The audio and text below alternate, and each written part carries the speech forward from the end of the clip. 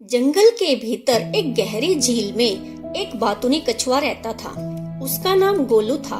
वह दिन भर किसी न किसी जानवर से बातें करता रहता था, छोटी चींटियों से लेकर हाथी तक। लेकिन गोलू को सबसे ज्यादा खुशी अपने सबसे अच्छे दोस्त दो हंस चिंटू और मिंटू के साथ बातें करने में मिलती थी।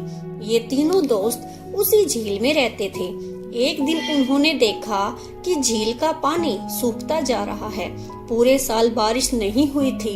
जंगल के कई जानवर पानी की तलाश में अपने घर छोड़ रहे थे। चिंटू और मिंटू ने भी जाने का फैसला किया। भारी मन से वे गोलू को अलविदा कहने आए। गोलू ने पूछा, लेकिन आप अलविदा क्यों कह रहे हैं? बिना पानी के जल्द ही झील में कोई मछली भी नहीं बचेगी। मैं भी यहाँ से जाना चाहता हूँ।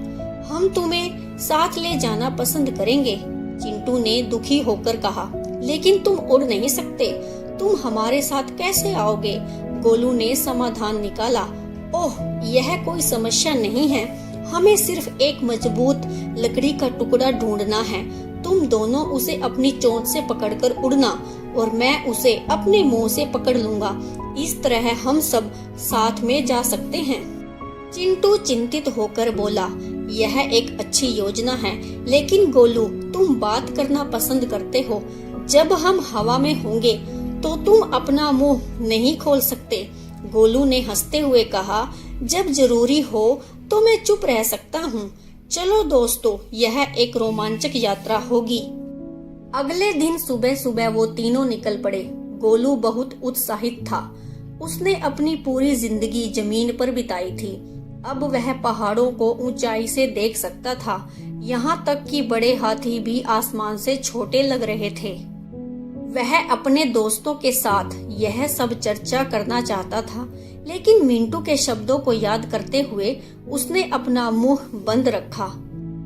जल्द ही वे एक गांव के ऊपर से गुजरे। गांव वालों ने पहले भी हंसों को उड़ते देखा था, लेकिन उन्होंने कभी नहीं देखा था कि हंस अपनी चोंच के बीच में लकड़ी का टुकड़ा ले जा रहे थे। वह क्या है? गांव वाले चिल्लाए। क्या वो गेंद ले जा रहे हैं? एक ग्रामीण ने पूछा। नहीं नहीं, यह कपड़ों का गट्ठर है, दूसरे ने चिल्लाया। अरे हंस, कपड़ों का क्या करेंगे? एक और ग्रामीण हंस पड़ा। गोलू भ्रमित था। ये गांव वाले क्या बकवास कर रहे हैं? उसने पूछना चाहा, लेकिन जैसे ही उसने अपना मुंह खोला वह सीधा जमीन पर गिर पड़ा। जब गोलू ने अपनी आंखें खोली तो उसने देखा कि चिंटू और मिंटू उसके ऊपर खड़े थे।